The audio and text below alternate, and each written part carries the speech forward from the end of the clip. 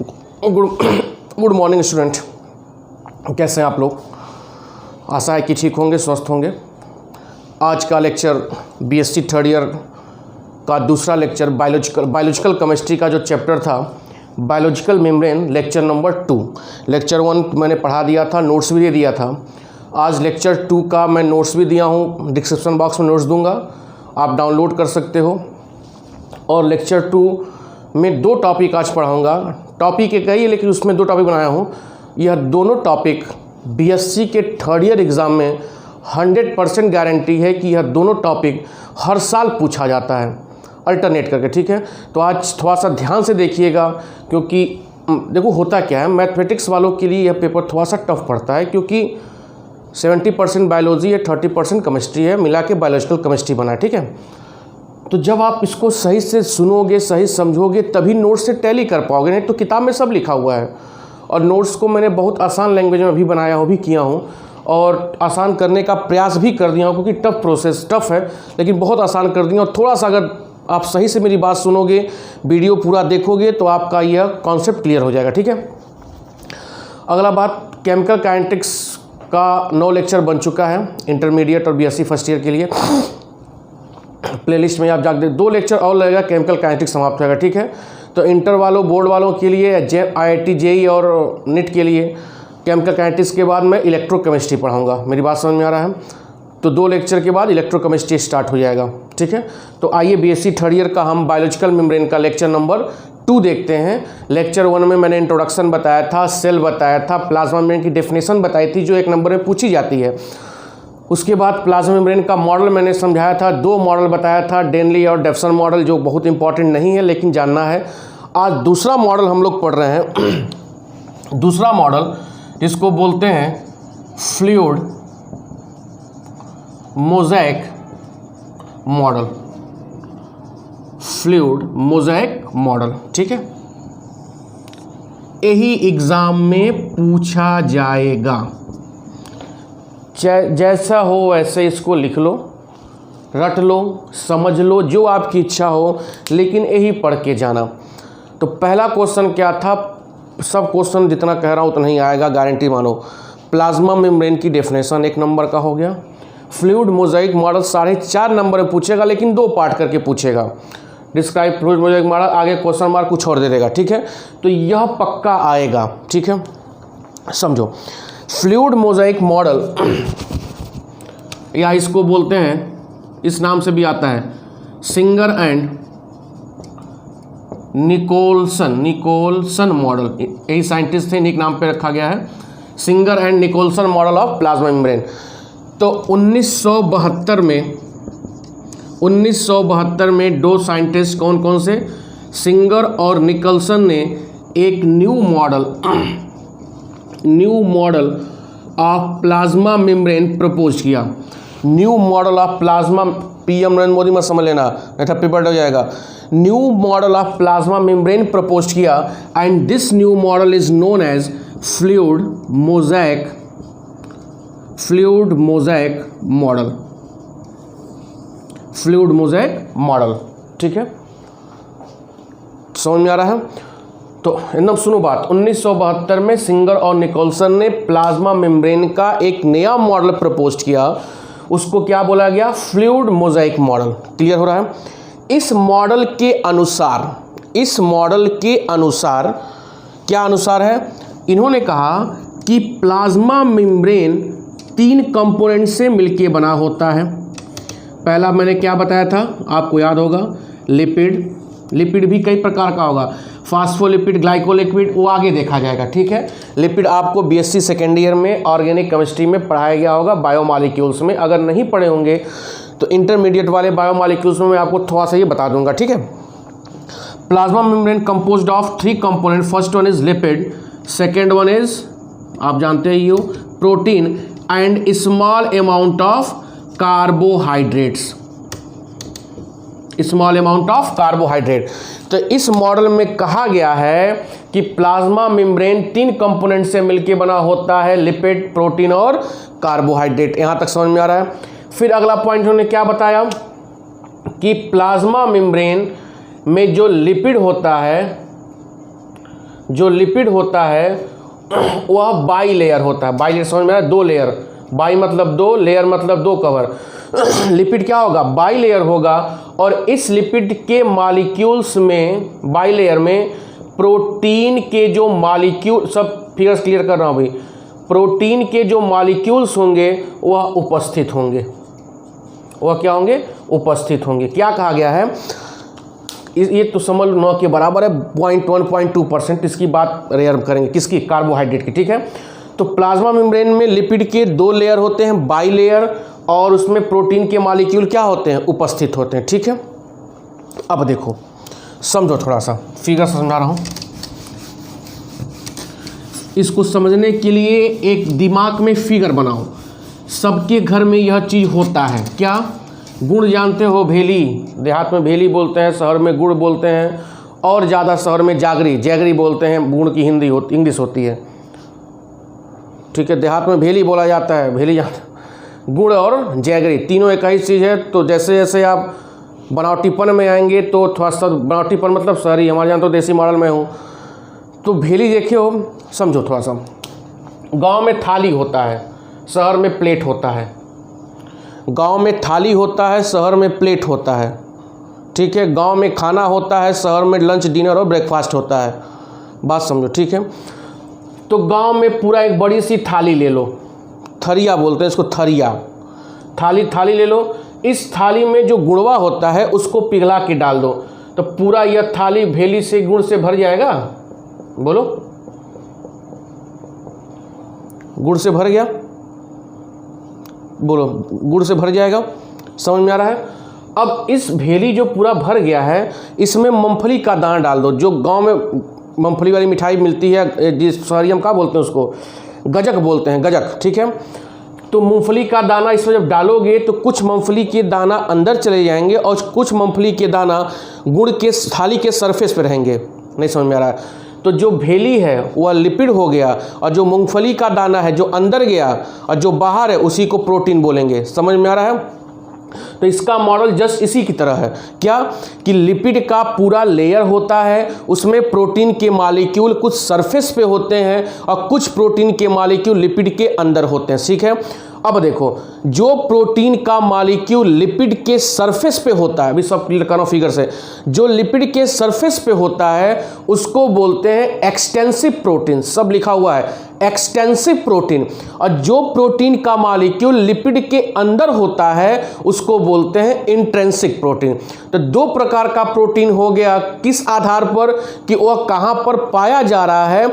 अगर सरफेस पे पाया जाएगा तो एक्सटेंसिव प्रोटीन होगा, और अगर अंदर पाया जा रहा है तो उसको क्या बोलेंगे, इंट्रिंसिक प्रोटीन, ठीक है। इसमें भी एक्सटेंसिव और इंट्रिंसिक में एक साल अंतर पूछा है, मैं बता दे रहा हूं, ठीक है, लिखा भी हूं नोट्स में। होता क्या, देखो हल्का सा फिगर बना रहा हूं मैं, फिगर बड़ा है, नोट्स में आपको फिगर मिल जाएगा, ठीक है। यह मान लो लिपिड में 2 पार्ट होते हैं, एक पोलर हेड होता है, एक नॉन पोलर टेल होता है, ये तो मालूम है ना। यह 1 मिनट रुक जाओ,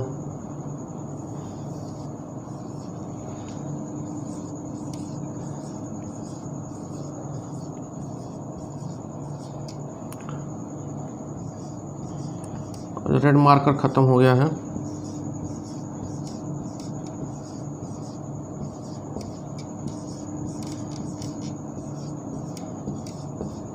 ठीक है, ये देखो, एक लिपिड का लेयर ये हो गया, लेयर 1, एक लिपिड का लेयर 2 हो गया, 2 लेयर दिखाई दे रहा है, ठीक है।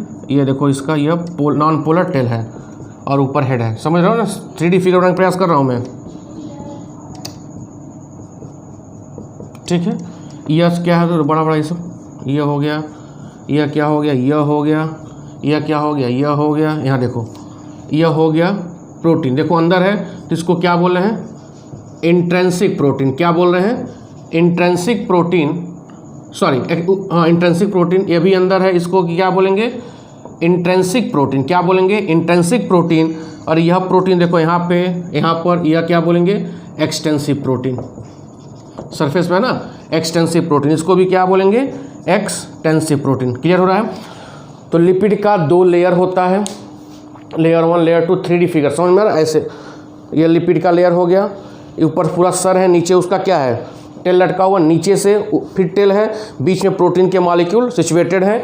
जो अंदर होगा उसको इंट्रिंसिक प्रोटीन बोलेंगे और जो सरफेस पे होगा उसको क्या बोलेंगे, एक्सटेंसिव प्रोटीन। अब देखो, जो इंट्रिंसिक प्रोटीन होता है वह 70 से 80% होता है, इसका अमाउंट ज़्यादा होता है, और जो एक्सटेंसिव प्रोटीन होता है वह 20 to 30%, 20 से 30% होता है। ठीक है, अंतर समझो। पहला अंतर क्या है कि इंट्रिंसिक प्रोटीन की मात्रा ज़्यादा होती है, एक्सटेंसिव प्रोटीन की मात्रा कम होती है। इंट्रिंसिक प्रोटीन अंदर पाया जाता है, इस नाते इसको लिपिड से हम अलग नहीं कर सकते हैं। मतलब intrinsic protein is not separated कहाँ से, from lipid layer, whereas extensive protein present at the surface, therefore it easily separated from the lipid bilayer। समझ, दो अंतर समझ में आ रहा है। पहला अंतर क्या है कि इसका अमाउंट ज़्यादा होता है, एक्सटेंसिव का अमाउंट कम होता है। ठीक है, 2 नंबर 1 नंबर कभी पूछ देता है। दूसरा क्या है, इंट्रिंसिक प्रोटीन को हम अलग नहीं कर पाएंगे, किससे, लिपिड से। क्यों, क्योंकि वह अंदर पाया जा रहा है। एक्सटेंसिव प्रोटीन को हम आसानी से अलग कर देंगे क्योंकि वह सरफेस पे पाया जा रहा है। 2 अंतर हुआ। तीसरा अंतर, इंट्रिंसिक प्रोटीन एक्वस मीडियम में सॉल्युबल नहीं होता है। क्यों नहीं सॉल्युबल होता है, अब इसको प्लाज्मा मेम्ब्रेन को जब हम अंदर डालेंगे तो पानी से पहले कौन मिलेगा, एक्सटेंसिव प्रोटीन, तो ये आसानी क्योंकि सरफेस पे सॉल्युबल हो गया। अब लिपिड तो सॉल्युबल होता नहीं है तो पानी इसके अंदर जाएगा नहीं, जब इसके अंदर नहीं जाएगा तो इंट्रिंसिक प्रोटीन भी सॉल्युबल नहीं होगा। तीसरा अंतर क्या है कि intrinsic protein is not soluble in aqueous medium, whereas extensive protein is soluble in aqueous medium. समझ में आ रहा है।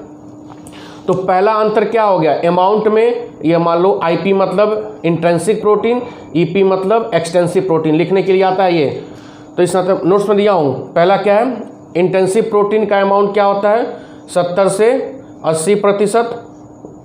दूसरा ले लो, यह क्या होगा, 20 से 30%। एक और ले लो, यह कहाँ पाया जाता है, लिपिड के अंदर, लिपिड के अंदर। यह कहाँ पाया जाता है, लिपिड के, बोलो, बाहर, लिपिड के बाहर। तीसरा क्या है, समझो, तीसरा क्या है, यह not soluble in aqueous medium, यह सॉल्युबल इन एक्वस मीडियम। समझ में आ रहा है, सॉल्युबल इन एक्वस मीडियम। यह नॉट सेपरेटेड, नॉट सेपरेटेड, यह अलग नहीं किया जा सकता है। यह क्या होगा, इजीली सेपरेटेड। समझ में आ गया। 4 अंतर 2 नंबर में काफ़ी है। अब देखो अगला पॉइंट उन्होंने क्या बताया, इसको मिटाऊं मैं। ये सारे फिगर आपको नोट्स में मैं ठीक से लिखा बनाया हूँ, ठीक है।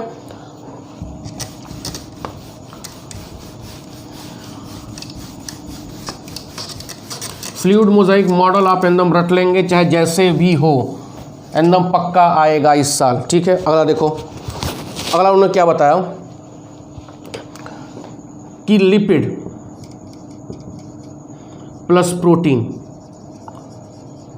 अब वह प्रोटीन आईपी मतलब इंट्रिंसिक हो चाहे एक्सटेंसिव हो, तो लिपिड और प्रोटीन के बीच में जो इंटरेक्शन फोर्स होता है, सब लिखा हूँ, electrostatic force of attraction, electrostatic force of attraction, ठीक है। दूसरा क्या है, लिपिड और लिपिड के बीच में कौन सा फोर्स है, van der Waal, van der Waal force of attraction. समझ में आ रहा है। यह बड़ा इंपॉर्टेंट पॉइंट है कि लिपिड और प्रोटीन के बीच में कौन सा फोर्स ऑफ अट्रैक्शन है, इलेक्ट्रोस्टैटिक फोर्स ऑफ अट्रैक्शन, और लिपिड के बीच में कौन सा फोर्स ऑफ अट्रैक्शन है, वांडरवाल फोर्स ऑफ अट्रैक्शन। तो यहाँ से यह क्लियर हो गया कि प्लाज्मा मेम्ब्रेन में कौन सा बॉन्ड पाया जाता है, non covalent bond. Covalent bond कहाँ पाया जा रहा है यार, इलेक्ट्रोस्टैटिक आयनिक बॉन्ड हो गया, वांडरवाल दूसरा अट्रैक्शन हो गया।